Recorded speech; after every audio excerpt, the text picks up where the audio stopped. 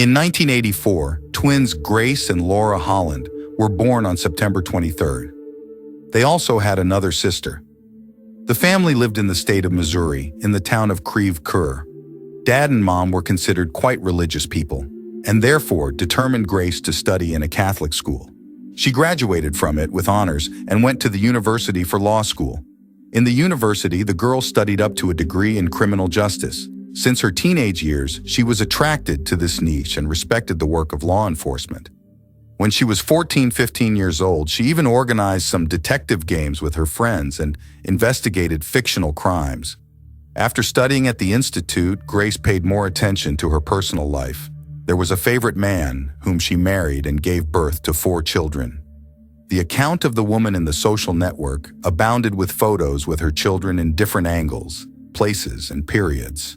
In 2015, 2016, her marriage weakened and a lover appeared, a strong and brave captain from the Maryland County Fire Department. His name was Robert Downes, and he was considered a local celebrity, and many women here wanted to have an affair with him. But Grace was the lucky one. The captain had built a long and successful career, making useful contacts in the police, prosecutor's office, and rescue service. His brother David helped him make connections. The latter himself had previously served on the St. Louis Police Department as an officer, but was expelled in 1998 for second-degree sodomy. The officer resigned 3 weeks away from a formal prosecutor's office charge. That's how no mark of conviction on the relevant article appeared on his record. David died in 2016, and his service record showed an impeccable career, with no misdemeanors or incidents, though it was clear that the record had been thoroughly sanitized. In addition, the brothers had a family business, the company Liberty Art Works, founded by their father and specialized in creating monuments to the heroes of modern times: military, police officers, doctors, firefighters, and rescuers. After his brother's death, Robert was promoted to vice president and continued the business even more successfully. And the company's services were utilized by many law enforcement and security agencies in the state. Backstopper Concern was considered one of the elite clients, providing financial assistance to the families of fallen lifeguards. Before meeting Grace Holland, Robert was also in a marriage in which he had 1 child. After the divorce, his ex-wife married a detective from the county police. However, her communication with her ex continued, and at the same time he met with her new husband. The couple met, already having the experience of family life of divorce behind them.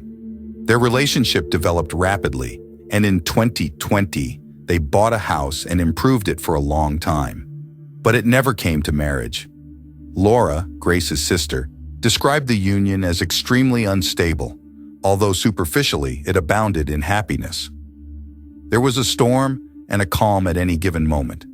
The following factors and events stood out: Robert's inadequate control, strictest accounting of expenses, defining his social circle, banning friends, rare visits with children from his first marriage. One day, Grace's best friend sneaked Robert out to dinner at a restaurant. What exactly happened there, it is not known. But after that, Grace turned away from many friends, including this friend. Robert forced her to quit her job at Liberty Art Works. On the last point, there is no official evidence, because the name of Grace Holland did not appear in any of the payroll documents of the firm. However, her relatives claimed that Robert made her some payments for work. This relationship had confused Grace, and a special complication brought her pregnancy. The father was Robert. Instead of joy, he arranged a scandal, did not recognize the child, and threatened to leave, and the woman thought about legalizing the union. In response, she received new threats. And once came and the proposal for a deal. She does an abortion and gets $600. Grace refused, which caused a storm of indignation from Robert, who did not want to become a father again. On a wave of stress, the woman had a miscarriage. In May 2020, Grace plunged into depression, often locked in the bathroom and cried. On one of those days, Laura found her in a sad state. Her sister was holding a gun and wanted to shoot herself. The episode extremely upset the family Holland, but she did not report to the police, Although she was well aware that the hysterics led to physical and moral violence, Robert showed. One such case occurred on June 20th, 2020. That evening, the negligent suitor beat Grace, threw her on the floor, and dragged her on the floor in the hallway, tearing off her clothes. Multiple bruises were left on the victim's body, on her arms, back, and thighs. Before the end of the same month, another such torture occurred. After it, the woman photographed the injuries as evidence for the investigation of domestic violence. And during the beating, she managed to call her mother, who could hear her screams and cries of the tyrant on the phone. He threatened to kill her, shouted his hatred of such women, and then threw her cosmetics, clothes, and other things out of the window. There was a pause, and the mother persuaded her daughter to call the police urgently. She hesitated. Robert suddenly heard what this dialogue was about and shouted, "Claim all you want. I have all the local police brothers. They won't do anything to me. Everything has been taken care of long ago. And you're going to a mental institution. That's where you belong because you're crazy." The Holland family wondered why Grace continued to live together with such a cruel man, who in society is considered a noble hero, a lifesaver, but in the home behaves like a true maniac. Laura, knowing about the tyrant's connections in the police and related structures, decided to contact the press to publish an article with a huge headline about the domestic abuser, Robert Downs. Of course, the media denied the request at the time, believing the woman was protecting her sister's guilty conscience. Laura wrote a statement to the county police as well. No one responded to her appeal, as she had hoped. It described that her sister, after another act of violence against her, talked to a medical professional, complaining about Robert's pain and behavior, especially violent, on June 24th, 2020. Laura also had in her possession an audio recording that Grace had made discreetly at the moment of another scandal, believing it to be a strong piece of evidence proving Robert's inadequacy and rage. The tyrant didn't realize that the tape recorder had recorded his antics. And on the recording clearly sounded his words, "I do not want to be near you. You do not deserve even a small percentage to go to bed with me." He went on to claim that his date sat at home all day doing nothing, while he worked all day and night for her. At these moments, Grace wanted to argue that he had forbidden her to earn money and told her to quit. But in response to his indignation, she only confessed her love for him and wished him luck in his service. He became even more angry, called her a fallen and crazy woman, and left the room, slamming the door powerfully. On July 20th, Robert expressed his cumulative grievances with Grace in 3 messenger text messages. "I wish you were out of my life forever. Even when I'm in a hotel, I can't sleep knowing you're sleeping in my house. I hate you so much, and that hatred grows bigger every day." On July 21st, Robert came home in the evening, very tired. Grace was lucky that there had been no further violence. At approximately 10 p.m., they were lying on the bed. The tyrant was surprisingly kind and friendly. The woman took a couple of selfies. The pictures show the couple smiling and looking happy, as if there had been no scandals and beatings. A picture of reconciliation and mutual happiness was created. However, 7 hours later, the 911 service received a horrifying call from Robert, who reported that Grace had shot herself. Local police officers promptly arrived on the scene and recorded in the report the time of discovery of the corpse, 5:23 a.m., cause of death, a gunshot wound to the head, incompatible with life. A little later, experts, ballistics, and pathologists also worked hard. The report states that the shot was fired with the right hand. The bullet went through the left temple, traveled a little to the right, and lodged at the back of the head. The woman, according to the official version, had no chance of survival. The detectives who arrived on the scene were familiar with Robert, conducted a brief surface interview with him, and recorded his version of what happened. Grace was severely depressed because of the miscarriage, often resorted to the bottle, used a lot of sedatives, could not come to terms with the loss. Last night, he was in the living room. His beloved came out of the bedroom and hugged him. Without saying anything, she went back to bed. he didn't go with her, and immediately a gunshot rang out. Running into the bedroom, the man found Grace's corpse with a gun in her hand. There was a pool of blood under her head. It was this testimony that went into the detective's report and was later given to the medical examiner as well. The Holland family, they claim, learned that about 8 hours later, Robert Downs arrived at the Creve Coeur police station with an attorney and put a second version of events in writing.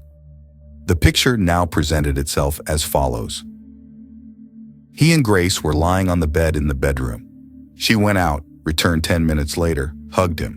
He explained that it was already required to get ready for work, and for some reason, it was on the right side of the passport that came up to him for a hug, looked at him with a sad look, said goodbye, went up to the second floor, and then a gunshot rang out. Robert Downs was questioned at the station by a detective. The statement was videotaped.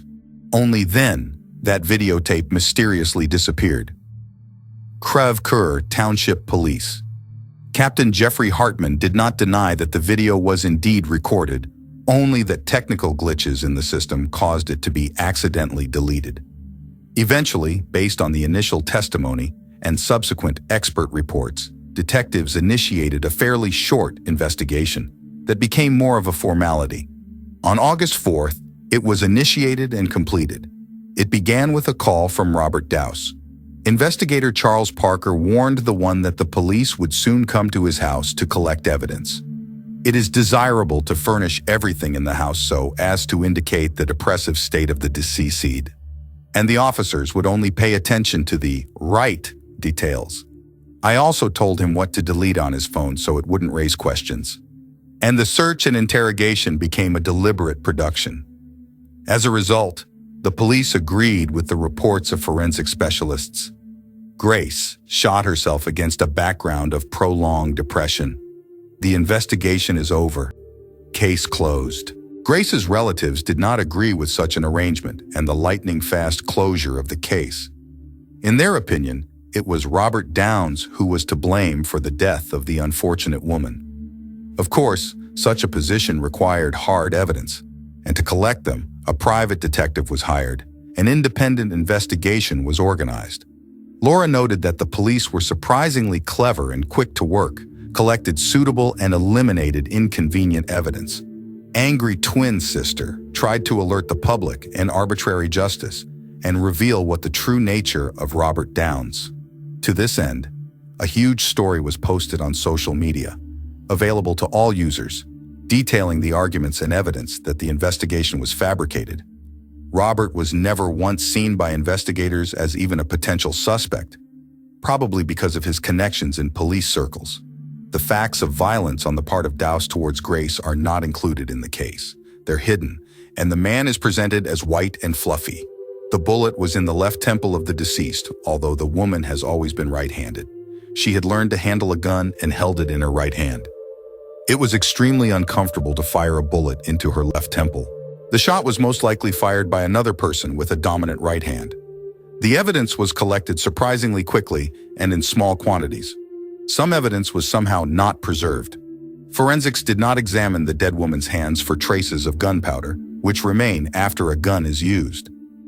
The necessary analysis was not done before the corpse was taken to the morgue. During transportation, the traces could have been rubbed off, and the experts made different results.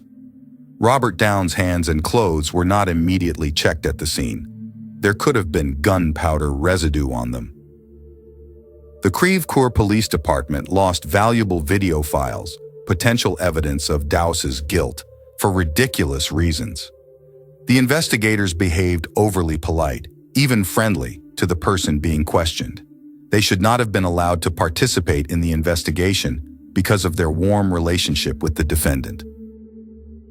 Robert stated to the investigation that when Grace died, he was at arm's length from her and did not provide any help, although he is professionally skilled in bringing people to their senses in difficult situations. The publication was read by several thousand people on the first day. Public discontent was building up. Many users sympathized with the Holland family and agreed with the announced claims, urged not to give up and seek justice. However, Grace's relatives did not plan to retreat. At first, the Hollands, dissatisfied with the justice system, appealed to the local police department, even though they realized the chances were slim. The request was obvious: to reopen the investigation into Grace's death and to scrutinize Robert Downs' involvement in it. There has been no response from this office for months. It is possible that the petition that was filed also suddenly disappeared in these Bermudas. It was already 2023, and Holland's family filed a lawsuit in court. The cause of action was negligent homicide. Also charged by the family, Robert Downs with systematic violence, moral and physical. He either shot Grace himself or drove her to suicide. The lawyer of the accused categorically disagreed with such claims and assured that the client is pure as a baby. He agreed only with some points in the suit. Robert did not want to have children with Grace. In his opinion, Downs took care of the woman, provided for her and paid her for some work and could not take her life. And her family, on the background of severe emotional shock, made up some detective and looking for guilty where they are not. And soon the lawyer asked the court to file a motion not to reopen the investigation and ignore the Hollands' appeals. And indeed, there was silence for months. The family already feared that the court was as lax as the Creve Coeur police. An unexpected shift occurred in December 2023. Captain Hartman of the same police department petitioned the St. Louis County Sheriff's Office to review Grace Holland's death. And the authority did not protest, and its investigators were already in a few days examining the records of that case. The work went on, the available facts and Holland's testimony were examined, and almost 3 weeks later, in the town of Creve Coeur, a new incident with an old defendant took place. On January 13, 2024 at 6:39 a.m., 911 received a call from Robert Downs, who asked for an urgent arrival of medics to his house, as his new girlfriend is in serious condition. The tyrant's new girlfriend was Dr. Sarah Sweeney. She was found by arriving police and doctors already dead. The report stated that there were no visible signs of trauma. The girl died of sudden death. Forensic experts have not yet provided any conclusions, although they have conducted an autopsy. A toxicology analysis was also conducted, and it took at least 4 to 6 weeks to get its results. In November 2022, orthopedist Sarah Sweeney filed an appeal in civil court citing health problems that are deadly under certain circumstances: bone disease, mast cell activation, which caused the woman to be hospitalized and intubated in 2021. When mast cells become overactive, a dangerous syndrome occurs that can lead to fatal anaphylactic shock. An emergency treatment is required. According to Sarah's mother, her daughter always carried a special syringe with the drug EpiPen. This device perfectly helped to improve the condition and eliminate serious allergic reactions. The family of the deceased is still waiting for the official conclusions of experts and is not in a hurry with conclusions. Nor did the police say whether Sarah had the syringe with her when her body was found. Time passed, and Robert Downs was not even accused as a suspect in the deaths of Grace Holland and Sarah Sweeney. Perhaps the autopsy on the latter's corpse would help advance the investigation into the former's death. Meanwhile, the federal news has already reported that a reinvestigation has revealed that Grace did not kill herself. She was shot in cold blood by someone. Fox News Channel began covering the deaths of the 2 women for the entire country, and a St. Louis County police press officer said the interim results of the investigation are already in the prosecutor's office. And Grace Holland's death is being treated as a suspicious death. The investigation is ongoing, and now all initiative to move the case forward and potential charges are the prerogative of the prosecutor's office. Curiously, the Creve Coeur police, and in particular Captain Jeffrey Hartman, still insist that Grace shot herself. This he has publicly stated to the press nationwide. The Holland family doesn't believe it, and after Sarah Sweeney's death under strange circumstances, they believe that Robert Downs has at least 2 murders on his conscience. Most people in the community agree with this point of view. Both Sweeney and Hollands are eagerly awaiting the results of the examination and hope that there will be no forgery. And then their version will probably be confirmed. And if not, it means that someone is lying in this story and at a high level.